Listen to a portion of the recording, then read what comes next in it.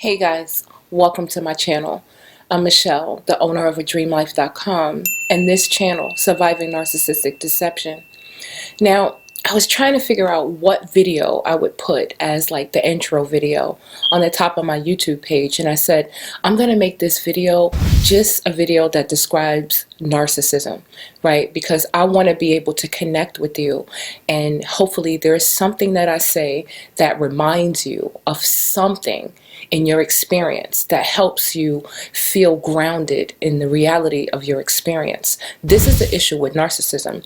When you try to describe to other people what you went through, it seems baffling. It's like people are like, what? It doesn't make any sense. And that's what makes narcissistic abuse so different from everything else. And I prayed, that when I have this conversation, that it wouldn't turn into something that goes over the head of the people that I'm trying to help.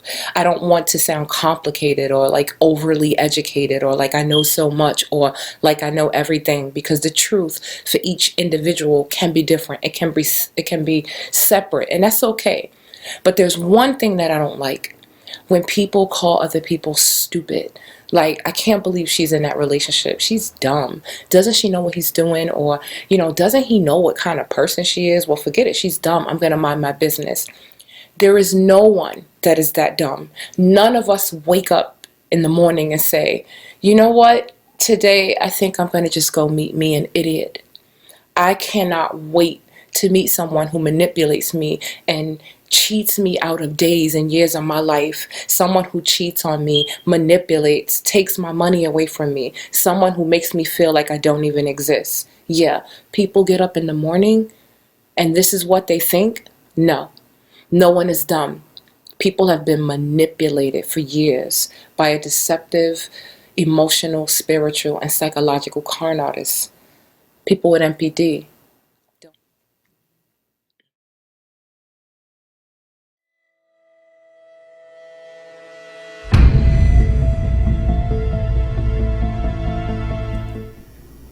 Welcome back, survivor, thriver. And you can let me know in the comments if any of what I'm about to tell you sounds familiar. So you meet this person, and the person is your type, or at least it appears to be your type. The person is attractive, and there's this instant connection. But you're hesitant. But this person is just focused on you, and this person is making you feel like this was supposed to happen, and they're calling you every day. No one calls you like this. It's probably been a while, or maybe with the new internet age or whatever's going on, or maybe if this happened before, this person was just supercharged and they seem to really want to connect with you, and they went above and beyond. They did more than people normally do. Maybe they called you every day. This person started calling you every morning. You found yourself going to eat with them. You found yourself just talking about life and everything to them. You were just so comfortable with them. And they appeared to be the same way with you. And the next thing you know, you're spending the night, or maybe they spent the night over. Like, you've been with this person every day since you met this person.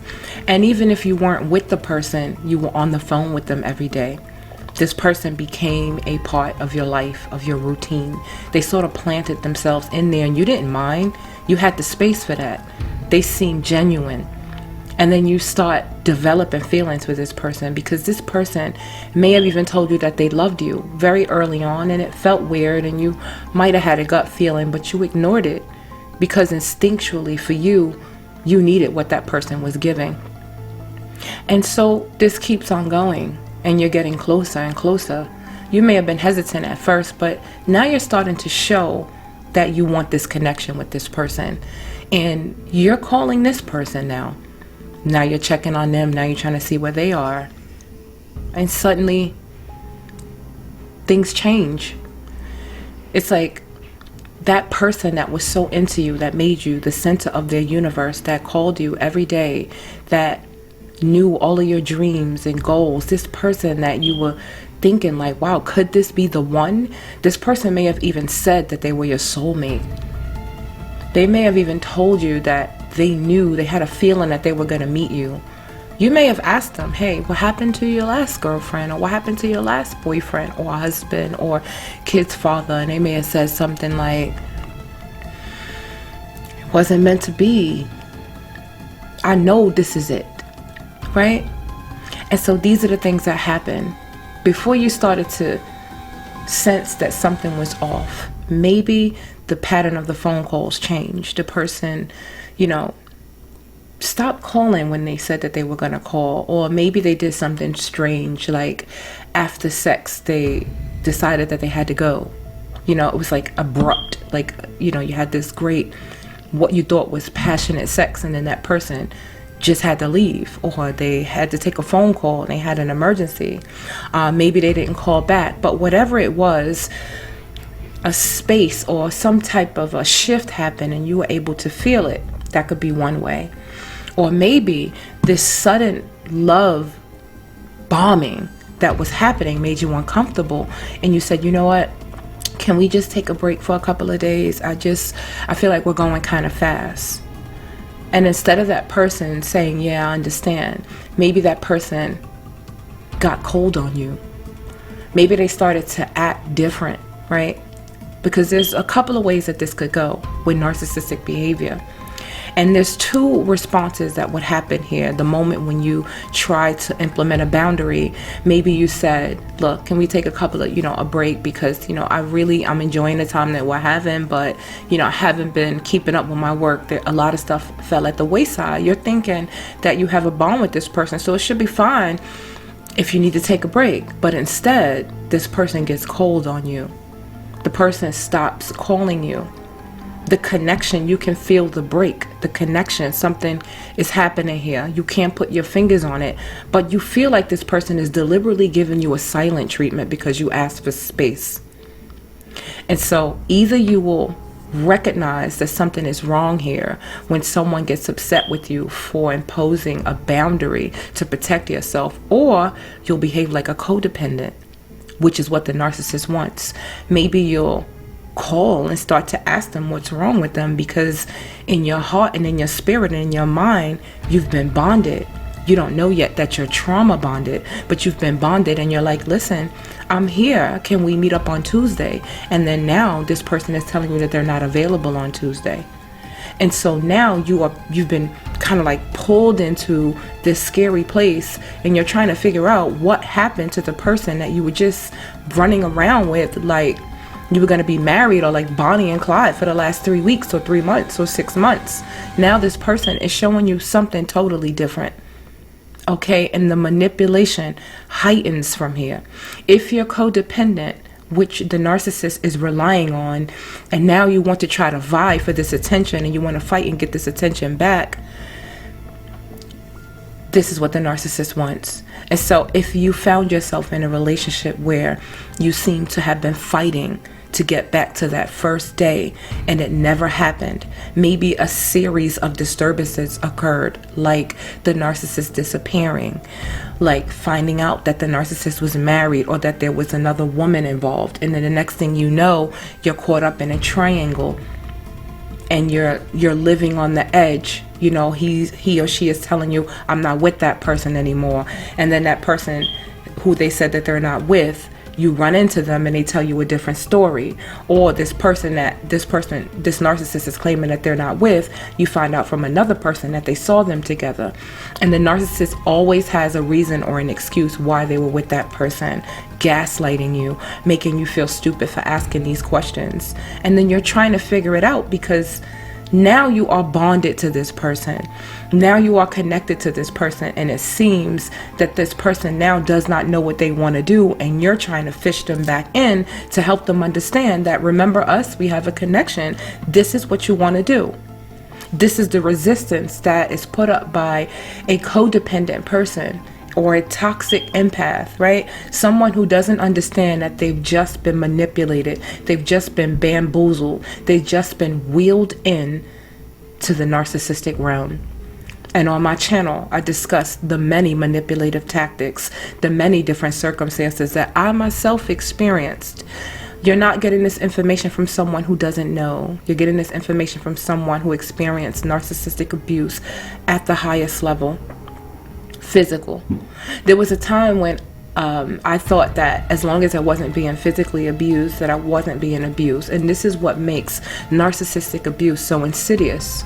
After the 5-year abusive relationship that I managed to get out of, I would go on to date narcissistic men for the next 10 or 15 years without realizing that I was dating the same man in a different body. And so I'm happy to be here, to be able to go through some of these tactics and what we need to do to heal, and the different things that we need to know, the psychology, behavior, and characteristics that we need to understand and be able to identify, so we do not get caught in these traps, so we do not get bonded on a traumatic level. And actually, I'm going to attach a video to this video that basically speaks to how these trauma bonds happen. So welcome to Surviving Narcissistic Deception. If you have any stories or comments or anything that you want to share with me, if this story did resonate with you and it seems like something that you went through, welcome. Seriously. Narcissists come in all shapes, sizes, and colors, all income brackets, all genders, all gender types, homosexual, heterosexual, or whatever. But their behavioral patterns and their 4 phases, this cycle is the same. The love bombing, the devaluation stage, the discard, and the hoover. This is what the community calls it. But that stage that I just talked about earlier, I kind of moved into the devaluation stage without saying it. But that moment when that narcissist gives you the silent treatment, or that narcissist shows some type of resistance or manipulative or mean behavior toward you when you try to assert your position or impose your boundaries, or let's just say the narcissist gets bored with you, which they always do. They get bored with you really quickly, and I explain that in my videos why. They start to show you by devaluing you. And a clear sign of devaluation is when you get that gut hurt feeling that something is changing. Believe it. Something is changing. The fact is, things never were what they appear to be. It's not that they're changing. It's that the narcissist has now pulled you into this narcissistic realm where he or she wants you to be able to manipulate you and use you for narcissistic supply. This is what happens. I believe that narcissistic people, or people with this disorder, people who are having these manipulative relationships with other people, they're 50%. Of the whole, 50% of them are narcissistic. And so we have to become more aware of this, because it's so draining and time consuming and so discouraging to be an empathetic person, to be an empath, to be spiritual, to operate in this world with light, and get caught up with people who are the opposite, people who want to hurt you, people who cannot love you and who are not interested in loving you, and who take for granted all of your good characteristics. I'll see you soon. Be sure to read the description and click on the next video. You can have a binge watching event because I have so much to share with you. Love and light.